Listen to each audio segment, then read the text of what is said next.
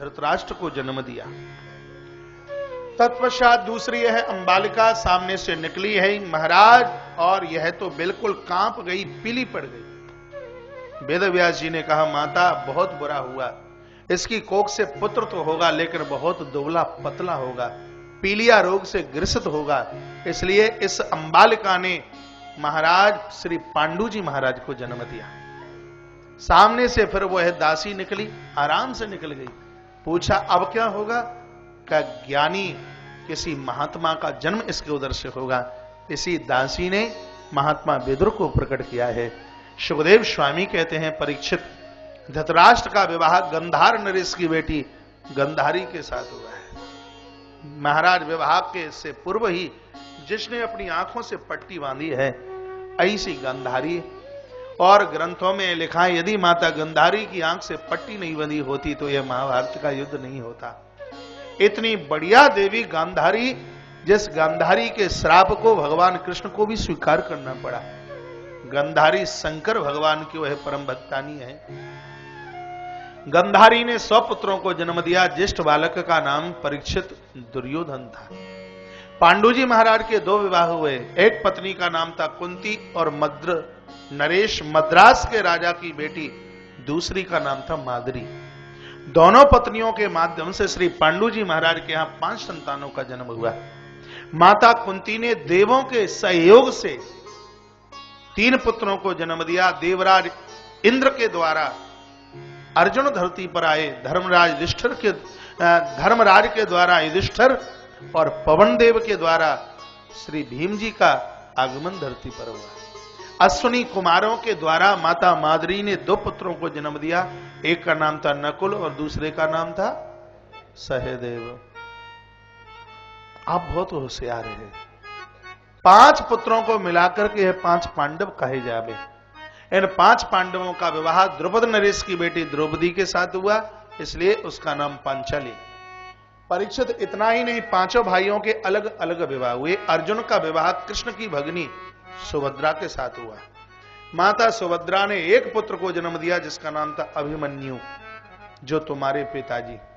अभिमन्यु का विवाह विराट पुत्री उत्तरा के साथ में हुआ और उत्तरा की कोख से इकलौते बच्चे का जन्म हुआ जिसका नाम है विष्णुरात। परीक्षित, तुम इस जगत में तुम जैसा बड़भागी नहीं है, इसलिए क्योंकि जन्म लेने से पहले ही तुमने मां के गर्भ में परमात्मा का दर्शन किया, इसलिए परीक्षित तुम बड़भागी।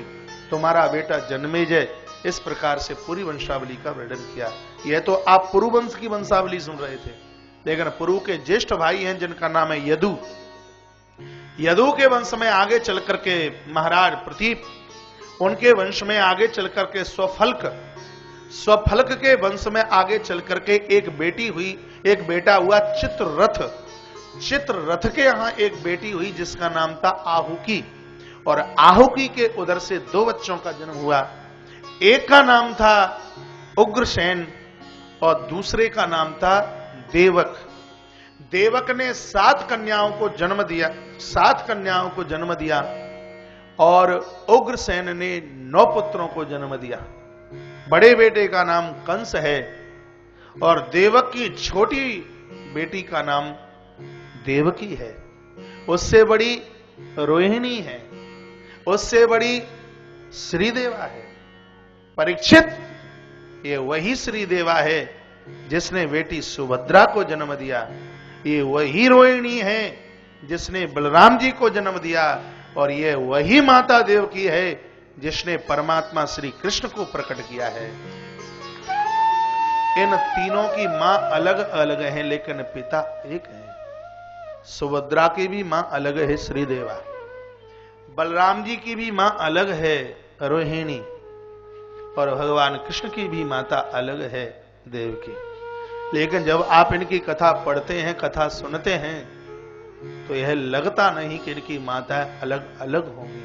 कौन कह सकता है कि राम और लक्ष्मण की मां एक नहीं हो सकती? माताएं अलग हैं, लेकिन इनकी चर्चाएं पढ़िए, इनकी कथाएं पढ़िए, देखिए। इसने देखिए, आइए, यही श्रीमद् भागवत का यह 9वां स्कंद पूरा हो रहा है। बोलिए ओम हरये नमः। ओम हरये नमः। अब हम श्रीमद् भागवत के 10वें स्कंद में प्रवेश करते हैं, इसलिए बोलिए ओम नमो भगवते वासुदेवाय। ओम नमो भगवते वासुदेवाय। 10वें स्कंद में 90 अध्याय हैं और एक एक श्लोक हमें भगवान के चरणों तक ले जाने वाला है। सुखवाच नाम, राजोवाच नाम से संबोधन है। राजा ने प्रश्न किया, कथितो वंश विस्तारो भवता सोम सूर्यो राज्ञाम चौय वंश्यानाम चरितम परमाद्भुतम।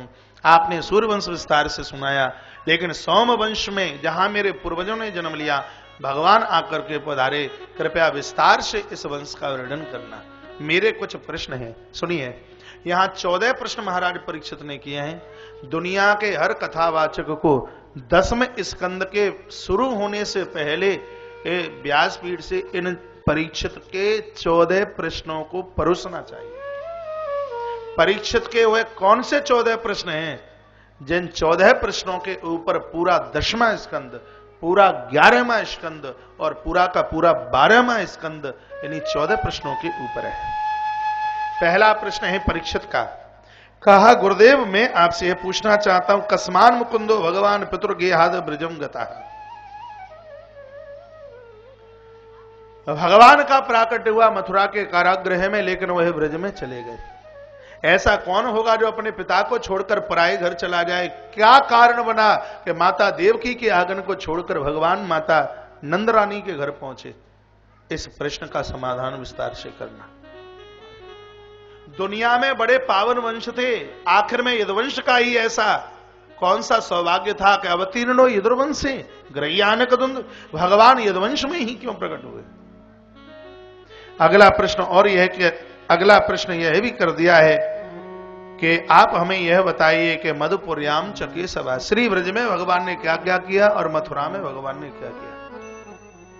रोहिण्यास तनया प्रोक्त, बलराम की माता रोहिणी, बलराम की माता देवकी, तो फिर रोहिणी के गर्भ में यह कैसे पहुंचे, यह बताइए। ब्रज में भगवान कितने दिनों तक रहे, यह बताइए।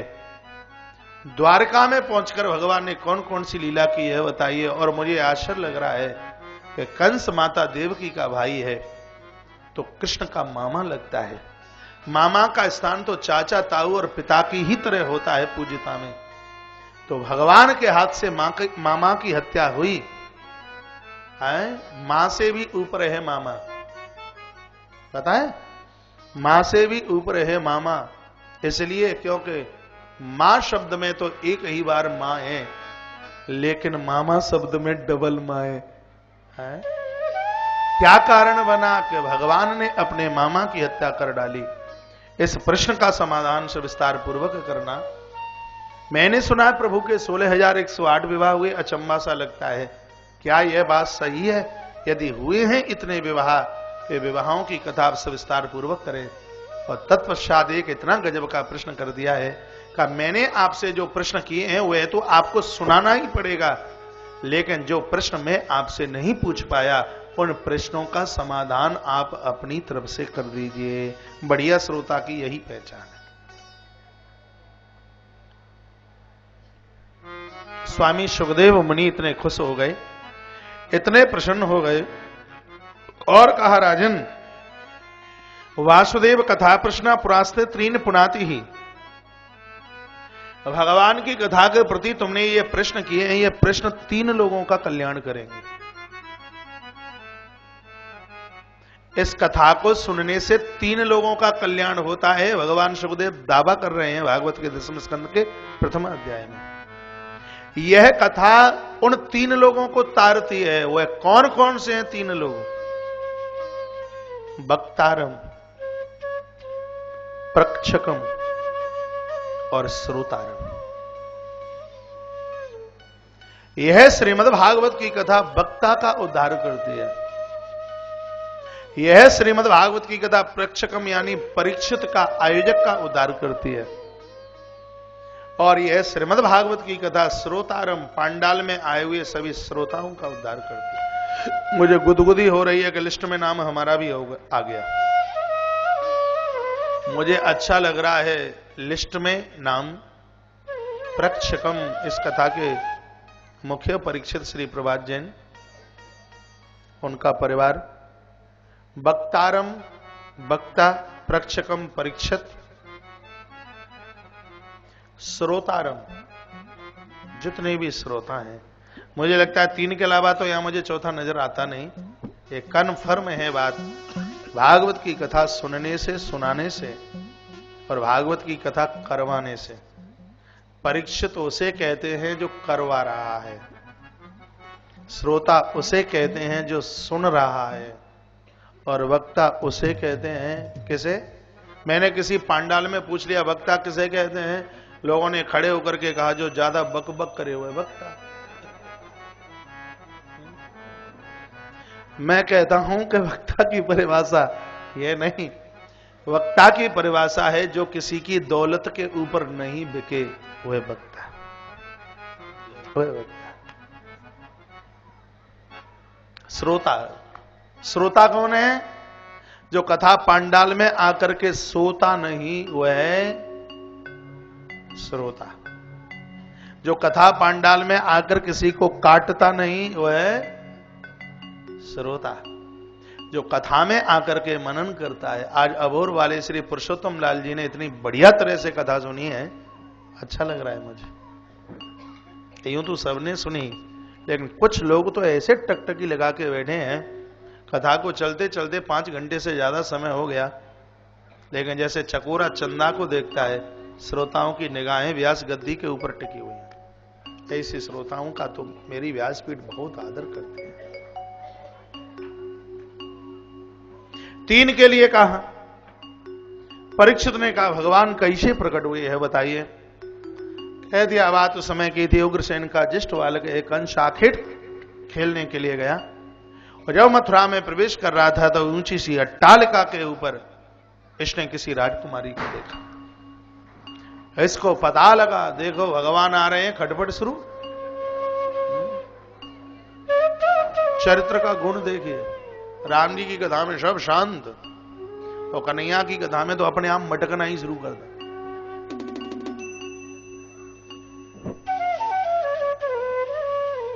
पूछा कौन है, पता लगा कि मेरी चाचा की बेटी देवकी है, अपनी बहन का विवाह हर्ष उल्लास के साथ करूंगा। बटेश्वर नाम की जगह है पर कंस स्वयं गया, और सूरसेन राजा के 12 बेटे थे। ज्येष्ठ बच्चे का नाम था श्री वसुदेव जी महाराज। श्री प्रभात जी, सूरसेन नाम के राजा के 12 बेटे थे। सबसे बड़े बेटे का नाम था वसुदेव, दूसरे नंबर के बेटे का नाम था पारसुनाथ। हमारे जैन धर्म में 24 तीर्थंकरों में से भगवान पारसनाथ भी हुए हैं। भगवान श्री कृष्ण के सगे खासम खास चाचा पारसनाथ। इसलिए है जैन धर्म हमारे सनातन धर्म की एक डाली है। सगे रियल, बिल्कुल पड़ोसी नहीं, खास। भगवान श्री कृष्ण के, बलराम के खास चाचा पारसनाथ। आज भी आप बटेश्वर नाम की जगह जाएं, उनकी जन्मभूमि में इतना विशाल का जैन मंदिर बना हुआ है। जैन धर्म के अनुयायी साल में 1 बार वहां दर्शन करने को आते हैं। भगवान पारसनाथ की जन्मभूमि। ऐसे ही श्री वसुदेव जी महाराज के साथ में माता देवकी का संबंध तय हुआ है। बैंड बाजों के साथ में वरातिया बटेश्वर से मथुरा आए। बड़े हर्ष और उल्लास के साथ श्री वसुदेव जी महाराज का माता देवकी के साथ विवाह हुआ। बड़ा दहेज दिया, 200 सुकुमारी नाम, 200 तो दासियां दी गई सेवा करने के लिए, 300 रथ दिए गए, हाथी घोड़ों की कोई कमी नहीं थी, इतना सब कुछ दिया। बहन को विदाई देने के लिए स्वयं कंस ने रथ की बागडोर संभाली है। टप टपाहट की आवाज करता हुआ यह रथ महाराज यही मथुरा से वटेश्वर की तरफ महाराज यह चल पड़ा। जैसे ही अर्ध रास्ते में यह रथ पहुंचा होगा तो देवताओं के पेट में बड़ा दर्द हुआ।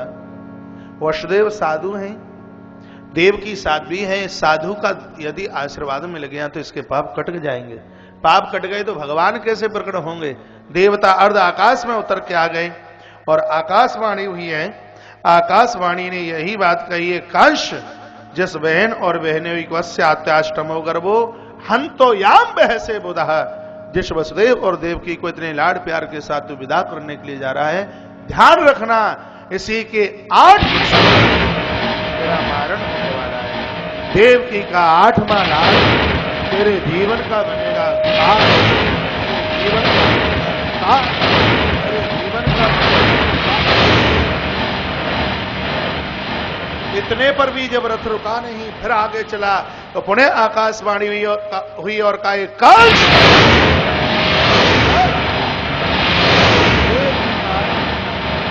तेरी जिंदगी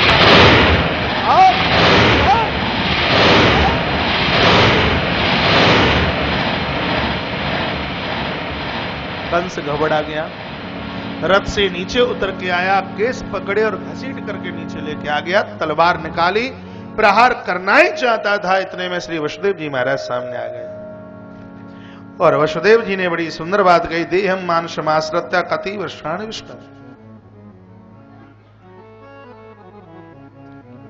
क्या कहा, मृत्युर्जन्म बताम वीरा देह न सह जाए थे। ये वीरों का काम नहीं अबलाओं के ऊपर हाथ उठाए। वैसे भी देवकी अब तुम्हारी नहीं है, मेरी है, तुम कन्यादान के रूप में इसको हार चुके हो। कहा वह बात तो ठीक है, यदि मुझे मारने वाला इसकी कोख से पैदा होगा जिंदा छोड़ूंगा नहीं। वायदा किया है कि इसकी कोख से जितने बच्चों का जन्म होगा एक एक करके मैं तुम्हारे दरवाजे पर ला करके रख दूंगा। यह जानता है कंस के झूठ नहीं बोल सकते। वसुदेव देवकी को कारागृह में पटक दिया है। पहली संतान का जन्म हुआ जिसका नाम था कीर्तिमान। कंस दौड़ा है, नारद का इशारा मिला है, पहले बच्चे को उठाया, दूसरा, तीसरा, चौथा,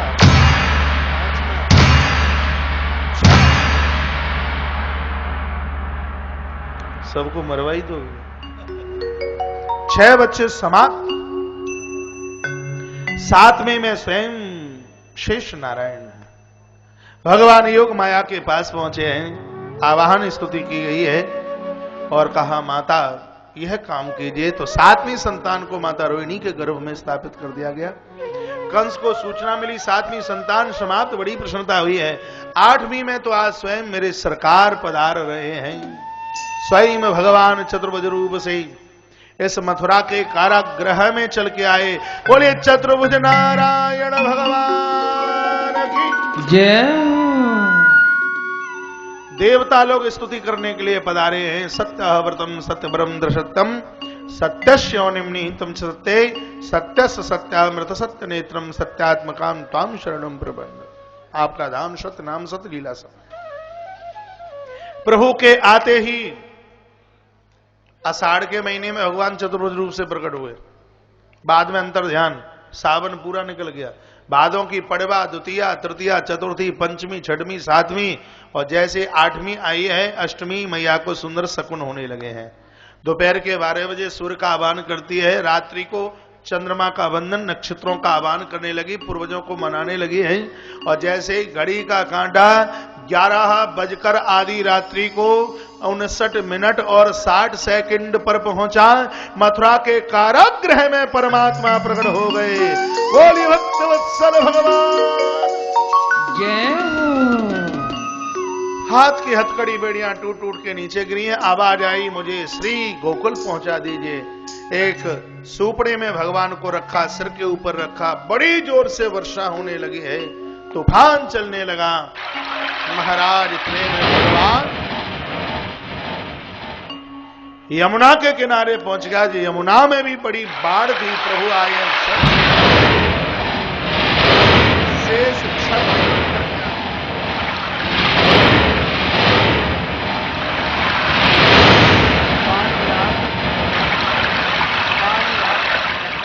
पानी यहां तक, पानी वसुदेव जी महाराज के यहां तक। प्रभु ने चरण नीचे किया, यमुना ने छुआ, रास्ता दे दिया।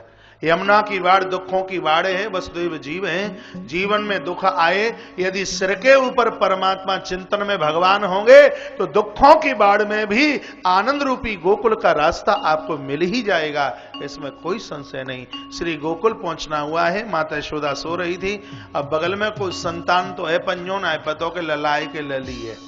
जो कछु होए बाको उठाए लयो और लला को सुलाए दयो। वसुदेव जी महाराज कब मथुरा आ गए, अब मथुरा की कथा तो कहेंगे कल, अब आज गोकुल की कथा को आनंद ले लो। यशोदा मैया की दो ननद हैं, एक को नाम है सुनंदा और दूसरी को नाम है नंदिनी। सुनंदा तो महाराज 6 महीना पहले थे आई गई, इंतजार करे है, भाभी के लला होगो तो दक्षिणों तो मुंह मांगी मिलेगी, रोज इंतजार कर रही है। आज तो सवेरे ही सवेरे पहुंची, बहुत प्रातः में भोरे में पहुंची कि भाभी के बगल में को लला सोए तो पंजो नाय पतो ललाए के लली, हे भोलेनाथ हमने कछु सत्कर्म करे हुए तो सब हमारी भाभी लग जाए। जैसे ही वस्त्र को उठायो ये तो नाच पड़ी, का भैया लली नाय लला है, लली नाय लला है, लली नाय लला है। घर में जितने वो लोग सोए रहे थे सब नाच पड़े। नंद बाबा घर पर है नहीं, गौशाला में गायों की सेवा कर रहे हैं। बंधुओं गाय की सेवा करे तो गोपाल को तो आना ही है। सूचना मिली है, यमुना के तट पहुंचे, हाथ में जल लिया और उसी समय 3 लाख गौ दान करने का संकल्प है, वह नंद बाबा ने किया। बूढ़े होने पर भी नहीं, युवान अवस्था में जब जब बच्चों का जन्मदिन मनाया जाए, बच्चों के हाथ से गौदान कराए, गायों का संकल्प आए। देखिए राम आए गौदान हुआ, कृष्ण आए गौदान हुआ। भारी भीड़ लगी हुई थी पूरे गोकुल में, पूरा 84 कोस ब्रजमंडल उमड़ पड़ा महाराज, भीड़ लगी थी भारी, सब झूम रहे थे, सब नाच रहे थे, सब गा रहे थे। आप भी अपनी अपनी कमर कस के तैयार हो जाइए, भगवान आ रहे हैं। लाल तेरो जीवे हजारों साल, जब तक सूरज चांद रहेगा, और गंगा की यमुना की धार, लाल तेरो जीवे हजारों साल।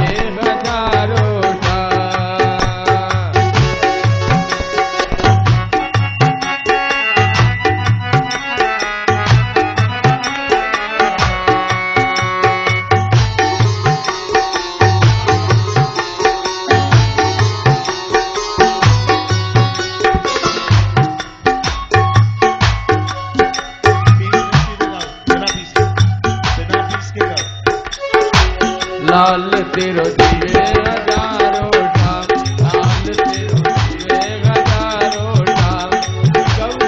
जब तक सूरज चांद रहेगा, जब तक सूरज चांद रहेगा, और यमुना की धार, लाल तेरो दिए हजारों ठाम, लाल तेरो दिए हजारों ठाम। बोले कृष्णचंद्र भगवान की जय।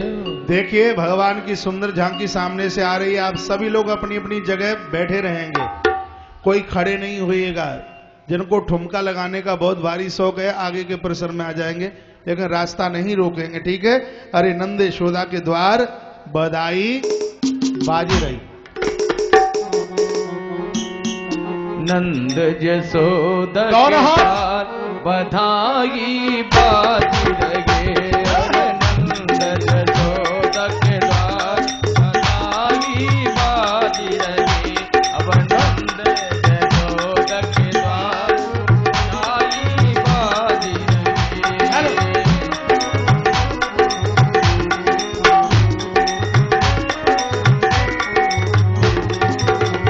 नंद रानी की गोदी नंगे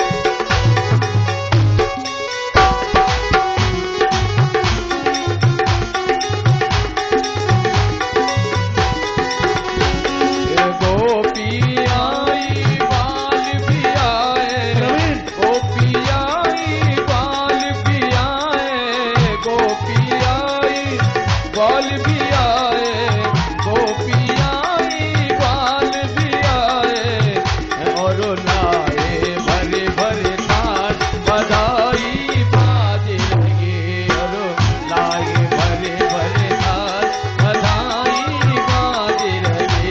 अरे नंद यशोदा के बाल बधाई बाज लगे। सत्यम हर बोल।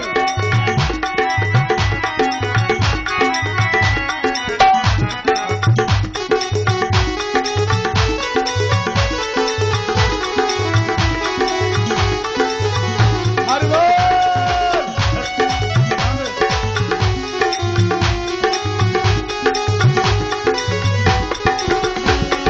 जाज मृदंग ताल डप बाजे, जाज मृदंग। एक मिनट। सबसे पहले जो बधाइयां लेके 21 गोपियां आ रही हैं, उनके अलावा कोई 22 मां नहीं आएगा, ठीक है? और गोपियों को आने दीजिए, पहले भगवान, उसके पीछे 21 गोपियां। जाज मृदंग ताल डप बाजे, जाज मृदंग ताल डप बाजे, जाज मृदंग ताल डप बाजे, पायल की झनकार बधाई बाज लगे, अब पायल की झनकार बधाई बाज लगे। नंद यशोदा के बाल बधाई बाज लगे।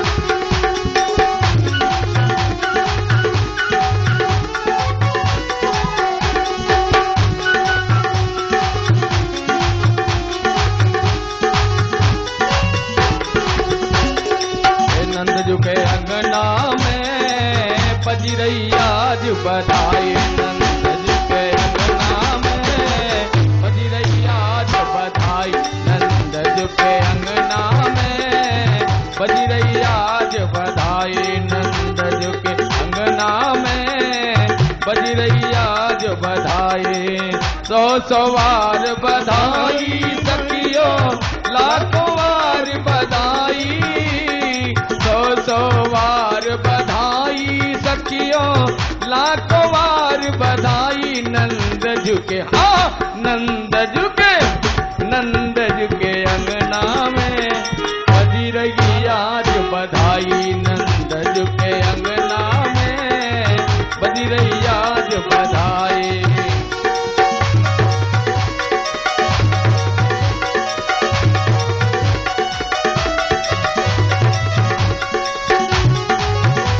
हरि बोल। चमत्कार सा हो गया सखियों, हो गई बात निराली,